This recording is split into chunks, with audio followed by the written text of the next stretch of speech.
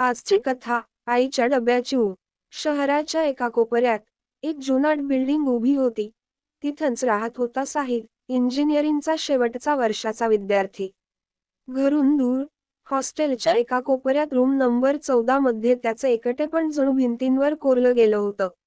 दिवसभर college, practical, lecture आणि रात्री उशिरा उपाशी झोपणं, कारण स्वयंपाकाला वेळच नसायचा. एकटी आई गावात. वडील लहानपणी गेले. घर चालवणारी ती एकटीच.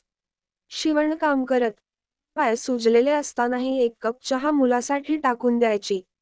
एके दिवशी अचानक साहिलला ताप आला. हॉस्टेलमध्ये कुणी फारसं जवळचं नव्हतं. मैत्री होती, पण ती कॅन्टीनमध्ये भेटूया पर्यंत मर्यादित होती. ताप वाढत गेला. डोळे गरगरले, अंग थरथरलं. आईला फोन लावला. काही न बोलता फक्त एवढंच म्हणाला, आई, जरा थकतो. 2 तासांत आई पुण्याच्या स्टेशनवर. बसमधून येताना थोडे पैसे शिल्लक ठेवले होते. तेव्हाच डब्यात ठेवलेली भाजी, भाकरी आणि त्याच्या लाडक्या बेसनाची चटणी घेऊन आली होती. हॉस्टेलच्या वॉचमनने पाहिलं. म्हातारी बाई तिच्या पिशव्या घेऊन पायऱ्या चढते. डोळे शोधताहेत. Room number 14.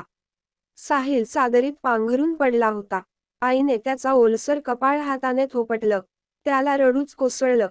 आई, तुला सांगितलं नाही पण खरंच खूप एकटं वाटतं. आई काही बोलली नाही.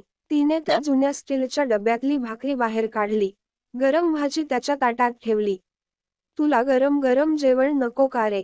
एवढंच म्हटलं, आणि साहिल त्या एका घासात इतका गहिवरला की डोळ्यांतून पाणी थांबेनाच. एक वेळ असतो जेव्हा भूक ही भावना समजते, आणि त्या भावनेला आई म्हणतात. 2 दिवस आई त्याच्यासोबत राहिली. झोपली नव्हती, पण मुलाच्या पाठीवर हात फिरवत राहिली. तिचा तो उबदार डबा, तिचा गोंजारणारा स्पर्श आणि तिची थरथरती बोटं. साहिलला सगळं आयुष्यभर पुरून उरेल इतकं प्रेम देऊन गेली. जेव्हा निघायची वेळ आली, आईनं डब्याची पिशवी त्याच्याच हातात दिली. हे ठेव, पुन्हा लागेल, पण ऊब कमी होईल, म्हणून तुझं स्वतःचं काही गरम ठेवायला शिक. पण आईचं प्रेम याच डब्यात कायम राहील.